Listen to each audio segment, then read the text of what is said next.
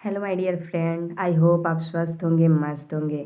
तो जैसा कि हमने पिछली वीडियो में आपको एक स्टोरी सुनाई थी जिसमें जो लड़की थी उसको अपना घर छोड़ करके उसे शादी करनी पड़ी थी। और उसका वजह ये था कि उसकी फैमिली वाले ने यानी कि ख़ास तौर पे उनके भैया और भाभी ने उन्हें सपोर्ट नहीं किया, जिसकी वजह से उन्हें ऐसा निर्णय लेना पड़ा। और जहाँ तक मुझे लगता है उनका निर्णय बिल्कुल सही था। तो आइए इस वीडियो में बात करते हैं एक ऐसी लड़की की जिनके भैया और भाभी उन्हें बेहद ही प्यार करते हैं और उन्हें हद से ज़्यादा ही सपोर्ट करते हैं। लेकिन फिर भी सब कुछ करने के बाद भी वो लड़की आज खुश नहीं है। तो जानते हैं इस वीडियो के थ्रू कि आखिर वो लड़की क्यों खुश नहीं है। सो दोस्तों, एक ऐसी लड़की जो शादी से पहले बहुत ही खुशहाल रहती थी, यानी कि बहुत ही यूँ कहेगी खुश मिजाज टाइप की थी और वेल मैच्योर भी थी। सभी के सपने होते हैं कि हमें लाइफ में अच्छा लाइफ पार्टनर मिले और सभी के अपने अपने ख्वाब होते हैं जो वो चाहते हैं कि उनका इन फ्यूचर वो पूरे हों। तो ऐसे उस लड़की के भी कुछ ख्वाब थे कि उनका लाइफ पार्टनर ऐसा होगा और वो उनकी सारे सपने पूरे करेगा।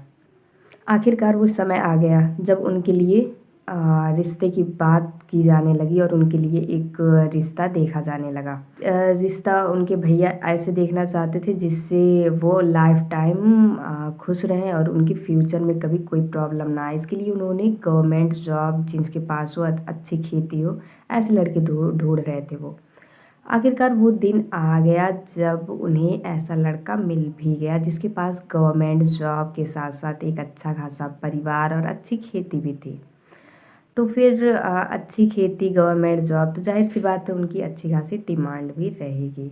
उनकी डिमांड कुछ ज़्यादा ही कॉस्टली तो थी, लेकिन उनके हर डिमांड को लड़की के जो भाई थे उन्होंने एक्सेप्ट किया और बात आगे बढ़ाई। सो दोस्तों, लड़कों वालों की डिमांड को पूरी करते हुए बात आगे बढ़ी और वो दिन आ ही गया जिस दिन शादी हुई। तो लड़का और लड़की दोनों की शादी हुई। शादी होने के बाद वो लड़की अपने ससुराल चली गई। ससुराल जाने के बाद होता है यूँ कि कुछ टाइम तक दुल्हन की ऐसे देख रेख इतना ज़्यादा केयर करते हैं, ऐसा लगता है कि जैसे वो स्वर्ग में ही आ गई हो। लेकिन होता है ना कि कुछ टाइम के बाद लोगों की रियलिटी, उनकी जो असलियत होती है ना, वो सामने तो आ ही जाती है। और उनके साथ भी यही हुआ। जो उनके हस्बैंड थे उनकी जो रियलिटी थी और वो अपने लाइफ में क्या करते थे वो सारी बातें उनके सामने आई। हुआ ये कि उनके जो हस्बैंड हैं उनका अफेयर किसी और के साथ था, जिसकी वजह से ये अपनी वाइफ को बिल्कुल पसंद नहीं करते थे, ना उनकी केयर करते थे, ना उनकी कोई भी रिस्पॉन्सिबिलिटी ये लेना चाहते थे। और मुझे एक बात ये नहीं समझ आई कि ये सारे कुछ उनकी फैमिली के सारे मेंबर जानते हुए भी उनकी शादी उस लड़की से कराई। सो किसी भी लड़की को ये बिल्कुल नहीं बर्दाश्त हुआ कि उसका हस्बैंड किसी और के साथ उसका अफेयर चले। तो आए दिन उनकी नोक झोंक होती रहती थी और नोक झोंक होते होते बात इतनी आगे बढ़ी कि बात डाइवोर्स तक पहुंच गई। और जो लड़की थी उन्होंने सारी बात अपने फैमिली वालों को, अपनी भैया भाभी को बताई। होता है ना गांव में ऐसे कि किसी को आप इतनी आसानी से शादी होने के बाद नहीं छोड़ सकते। और हालांकि इसमें लड़की की कोई गलती नहीं थी और इसमें सारी गलती लड़के और उनकी फैमिली वालों की थी। उनको सब कुछ जानते हुए ये शादी नहीं करवानी चाहिए थी। फिर गांव में पंचायत बिठाई जाती है और कुछ बड़े बुजुर्गों के साथ उस रिश्ते की सुलह के लिए बात की जाती है। तो उनके साथ भी यही हुआ। उनके साथ भी कुछ ऐसे टर्म कंडीशंस रखे गए ताकि इस रिश्ते को ये रिश्ता डाइवोर्स तक ना पहुंचे और यहाँ पे सुलह हो जाए। तो हर एक चीज़ को ध्यान में रखते हुए फ़ैसला ये लिया गया कि जो लड़का है यानी कि जो लड़की के हस्बैंड हैं वो अपनी फैमिली से दूर एक रूम लेकर के अपनी वाइफ के साथ रहेंगे। और हाँ, वो गवर्नमेंट टीचर थे और जिस दिन उनकी छुट्टी रहेगी उस दिन वो बस घर आ सकते हैं और वो भी इस कंडीशन के साथ कि जिस दिन वो घर आएंगे उस दिन उन्हें अपनी वाइफ के साथ आना होगा। और जब वो अपने रूम पे जाएंगे तो उन्हें अपने वाइफ को साथ में रूम पे लेकर जाना होगा।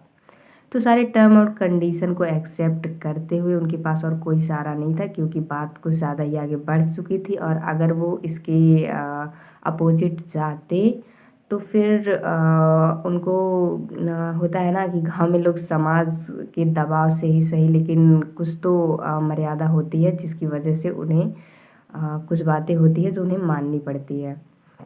तो उनके साथ भी ऐसा रहा और उन्होंने इस शर्त को मानते हुए वो अपने घर से दूर चले गए। तो उनके साथ भी ऐसा हुआ, वो घर से दूर तो चले गए, लेकिन फिर वही कहानी डेली के आए दिन नोक-झोंक, जिसकी वजह से जो लड़की के भैया हैं वो काफ़ी टेंशन में रहने लगे कि इतना सब कुछ खर्च करने के बाद भी उनकी बेटी आज खुशहाल नहीं है।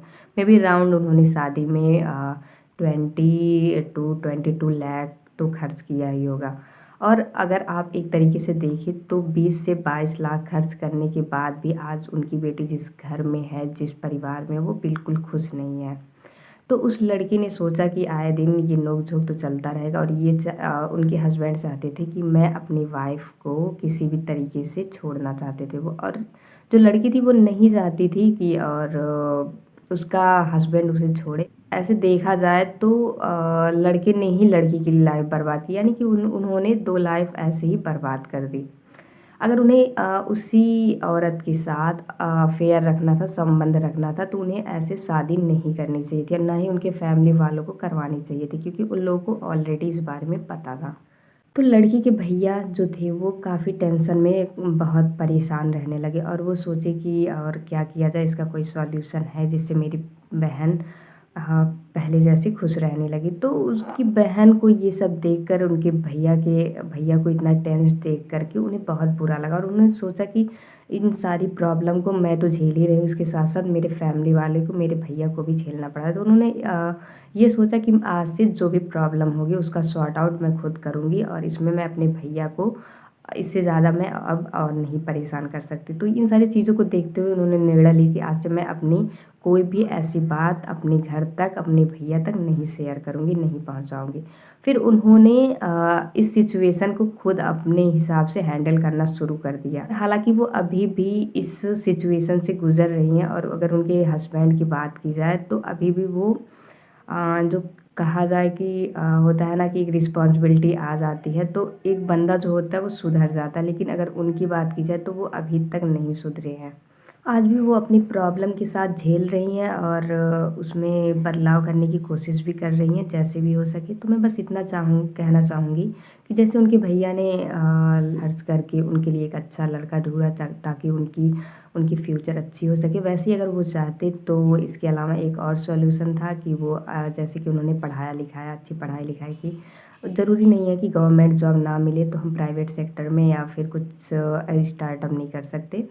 अगर वो थोड़ा-सा इनकम अगर वो इन्वेस्ट किए होते अपनी बहन के लिए, तो हर एक इंसान के अंदर एक यूनिक स्किल होता है, उनके अंदर भी कुछ ना कुछ यूनिक स्किल है, तो जिसके बदौलत वो सेल्फ डिपेंडेंट हो जाते हैं, और ऐसे किसी के सामने रोना गिड़गिड़ाना नहीं पड़ता, ना ही अपनी ज़िंदगी के लिए भीख मांगनी पड़ती। तो मैं बस इतना ही कहना चाहूँगी, लड़कियों की शादी करने के पहले ही उनके फ्यूचर के बारे में ज़रूर सोचें, और उन्हें इतना सेल्फ डिपेंडेंट बनाएं कि उन्हें कभी किसी के सामने रोना ना पड़े और किसी के सामने भीख ना मांगनी पड़े।